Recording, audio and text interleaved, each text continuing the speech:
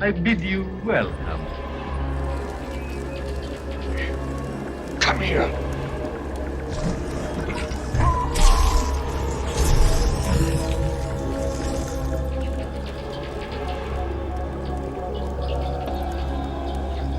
Welcome to my home.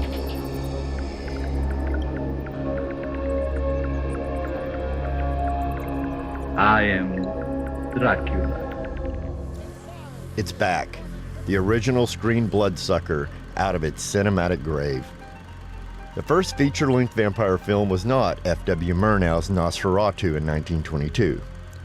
A newly unearthed discovery makes clear that it was The Afterlife Wanderer, produced in Russia in 1915 and starring Olga Baklanova, who would go on to appear in Todd Browning's Freaks in 1932. Silent vampire films continue to excite modern horror buffs. Nosferatu recently celebrated its 100th birthday, and it continues to sharpen its teeth. Robert Eggers' remake is coming soon to a movie theater near us in 2024. There were other silent vampire films, of course. Though no print is known to exist, London After Midnight, 1927, with Lon Chaney fascinates many a horror buff. Nika will soon release a new action figure of that movie's vampire, coming on the heels of the same company's Nosferatu action figure. London After Midnight didn't feature a real vampire, but instead a detective disguised as the undead. Hardly competition for Nosferatu's Count Orlok as portrayed by Max Schreck in 1922. And then by William Dafoe in Elias Marriage's unforgettable Shadow of the Vampire in 2000. In Murnau's film, Orlok has no relatives. But what about the film Nosferatu? Does it have any relatives in the silent film era besides a masquerading detective? Which vampires flickered on screen before 1922? Not many. Georges Méliès's The Devil's Castle, 1896, is sometimes cited as the first vampire movie, but that's a modern misreading of it. The title character undergoes a bat-to-man transformation and shrinks from the cross, but neither action makes him a vampire. He is a devil, impure and simple. The ability to fly and the inability to face the cross had factored into numerous earlier devil stories and legends. Even his costume with its feathered horn makes clear he is a devil, drawing on 19th century stage and opera adaptations of Faust. A few other films more likely qualify as early vampire flicks. From Pathé's Loie Fuller in 1905, produced in France, and Nordisk's The Vampire Dancer in 1912, produced in Denmark. To Lilith und Lee, 1919, produced in Austria with a script written by no less than Fritz Lang, director of Metropolis, 1927. More fascinating was Dracula's Death in 1921, a Hungarian feature that brought Bram Stoker's character to the screen for the first time. But that lost film is akin to London After Midnight.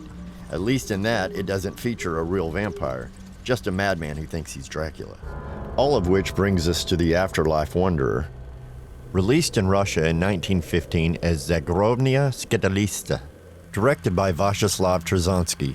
The film's publicity touted it as Russia's first occult drama. One review described the Afterlife Wanderer's title character as a vampire who sucks the blood of the living people at night. Another called her a vampire woman sucking blood from loved ones. No doubt about it, she was a real vampire, and a real vampire. In the film, Olga Baklanova plays Vera, a young lady who commits suicide. Her spirit merges with the soul and body of another woman, allowing Vera to remain on Earth. A critic in 1915 struggled to explain the paradox that is being undead. She is a vampire because the girl died. That is, she did not die, but she was born once again. Alas, the new Vera suffers from a blood disease. Doctors failed to cure her. As a plot synopsis indicated, she can only restore her strength by sucking the blood of people who surround her. Vera's husband discovers the truth after a spiritualist summons forth a ghost. He reveals all. Another synopsis added, a vampire who drank human blood must die.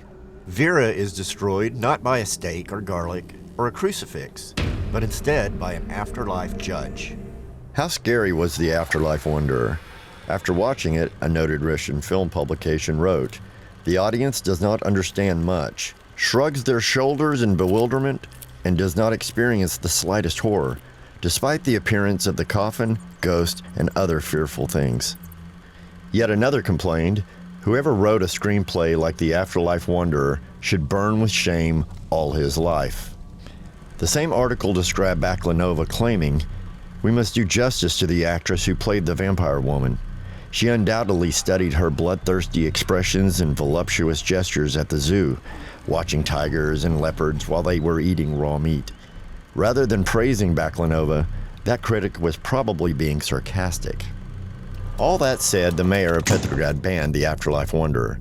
As so often happens with horror in the cinema, some viewers might have disdain for stories that others appreciate. Some laugh, others shudder. After 1915, The Afterlife Wanderer wandered into the land of the lost, where it has languished unknown for over a century. Undertaking research for Dr. Rhodes' forthcoming book, Vampires in Silent Cinema, he rediscovered this landmark film for English-speaking audiences in 2022 thanks to Anna Kovalova, a tremendous scholar of Russian silent cinema. Full details appear in his book. Regrettably, no print of The Afterlife Wanderer seems to exist, but 5 tantalizing images do. The most fascinating show Baklanova in her coffin, its lid apparently lifting or closing, as the case may be, thanks to an unseen supernatural force, not unlike Orlok's 7 years later in Nosferatu. While it would be coincidence rather than direct influence, other elements of The Afterlife Wanderer have reincarnated into subsequent films, from Vera's apparent sadness that she is a vampire, something seen in Lambert Hillier's Dracula's Daughter in 1936, to Vera's soul merging into another body, like the ending of Michael Almereyda's Nadja in 1994. Most importantly, The Afterlife Wanderer marks the first vampire feature in global film history. And depending on how we view a few earlier shorts, it may well mark the first time a supernatural vampire appeared on any silver screen. In Shadow of the Vampire, Albin Grau, Udo Kier suggests that the lonely Count Orlok... But if you're so lonely, why don't you make more vampires? I can't. Turns out somebody else already had. For that, we should now raise our glasses and make a toast, quaffing a cup to the dead already. Whatever you're drinking, though, be sure and save the blood for Baklanova.